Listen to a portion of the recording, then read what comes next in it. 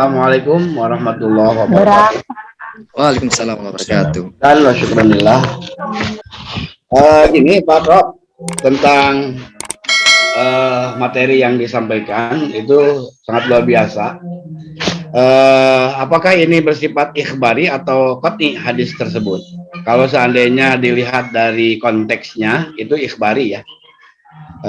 Kemudian dikaitkan dengan ada satu hadis yang mengatakan andai kata Allah menyuruh untuk bersujud kepada makhluk, maka aku akan perintahkan sujud kepada suami.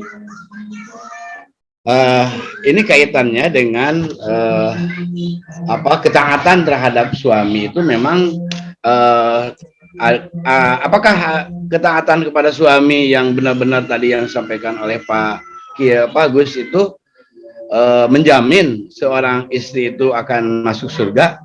Itu yang pertama. Yang kedua, tentang apa istilahnya mubadalah. Mubadalah dalam arti konteks hadis yang disampaikan oleh Gus itu bagaimana cara untuk mengetahui bahwa hadis-hadis itu bisa dimubadalahkan. Terima kasih, mungkin itu aja Prof. Terima kasih. Assalamualaikum warahmatullahi wabarakatuh. Waalaikumsalam warahmatullahi wabarakatuh.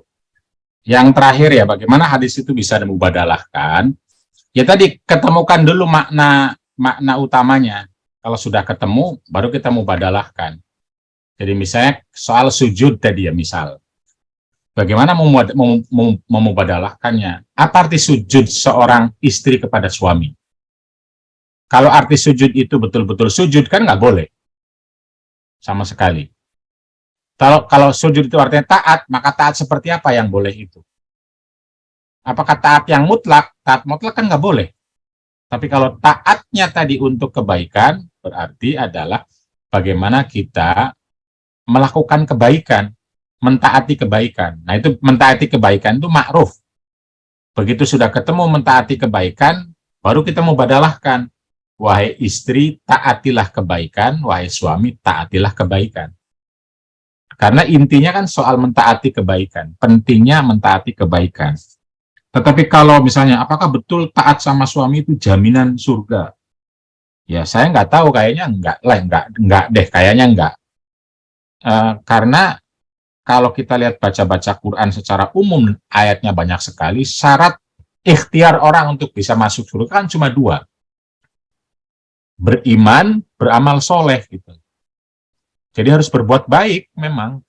Mana amila solehan min dzakarin au unsa wa huwa mu'minun falanuhyiyannahu hayatan thayyibah. Jadi ikhtiar kita untuk masuk surga itu dua, iman dan amal soleh.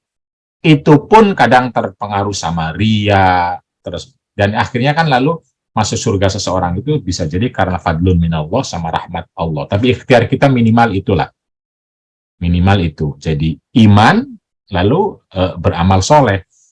Nah, tapi kalau taat mutlak kepada suami, ya enggak. Ya taatnya harus dalam konteks kebaikan. Kebaikan kepada siapa? Ya kebaikan kepada suami dan kebaikan kepada istri. Sehingga akhirnya kalau kita setuju bahwa ketaatan itu pada konteks kebaikan, maka kita mubadalahkan. Karena yang diminta berbuat baik kan tidak hanya istri, tapi juga suami. Man amila solihan min zakarin au unsa. Laki-laki diminta beriman, perempuan diminta beriman. Laki-laki diminta berbuat baik, perempuan diminta berbuat baik. Nah, ketika ada hadis sujud kepada suami, kalau artinya taat, maka taat harus dalam konteks kebaikan. Nah, itu ma'ruf.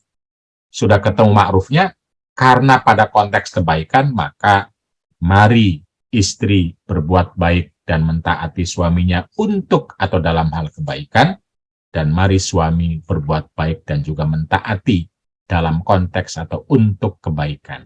Kebaikan kepada istri maupun kebaikan kepada relasi rumah tangga. Nah itu mubadalah. Jadi ma'ruf tadi, lalu mubadalahnya seperti ini. Tetapi pada kondisi tertentu kan tidak semua bareng-bareng melakukan. Gitu loh, ada yang lagi sakit kan. Kalau satu sakit, satu sehat, maka yang duluan berbuat kan yang sehat untuk melayani yang sakit gitu. Kalau sama-sama sehat, ya rangkulan saja kan. Kalau sama-sama sakit, ya minta tolong orang lain. Begitu kira-kira. Nah, ini keadilan namanya. Ketika sudah keadilan, tadi kan diajak bareng, tapi keadilannya tergantung kapasitas, tergantung kemampuan, tergantung kesempatan, tergantung kesepakatan. Itu sudah lihat sikon. Nah, salah satu sikon yang dalam konteks besar yang jarang dikenali oleh kita adalah soal kondisi biologis, pengalaman biologis perempuan yang tidak dialami oleh laki-laki. Misalnya menstruasi. Kalau sakitnya laki-laki itu kan tidak general ya artinya. Tapi kalau menstruasi, hampir semua perempuan menstruasi. Dan hampir semua, bukan hampir, semua laki-laki tidak menstruasi. Nah gitu loh. Nah pada konteks itu, laki-laki harus paham, dia harus bertanggung jawab duluan. Jangan sampai memerintah seenaknya, mengatur seenaknya, meminta seenaknya. Pada saat istri lagi menstruasi yang itu sakit, sehingga menambah sakit, bukan menjadi sehat gitu loh. Padahal kita diminta oleh Allah dan Rasul-Nya untuk melindungi perempuan, menemani orang sakit, menyembuhkan orang yang lagi, dan lain-lain. Kalau kita setuju dengan prinsip tadi ma'rufnya, menemani orang sakit, maka perempuan yang menstruasi yang sakit harus dilindungi, harus ditemani, harus diberi fasilitas, agar tidak tambah sakit minimal ya. Tidak tambah sakit gitu. Begitu, nah terus nanti hamil, melahirkan, dan seterusnya ya. Nah itu keadilan, jadi temukan ma'rufnya, mubadalahkan, tapi lihat kondisi. Gitu. Bisa jadi nanti ada perempuan yang jauh lebih kuat dibanding laki-laki. Nah, dalam konteks suami istri misalnya, lebih kaya, lebih, nah yang kaya itu yang lebih banyak punya tanggung jawab nantinya. Gitu. Nanti beda-beda tuh tentu perannya, ada yang menggunakan peran uang, ada yang menggunakan peran fisik, ada yang menggunakan peran apa dan lain-lain ya, bisa jadi karena itu ya sangat fleksibel nantinya.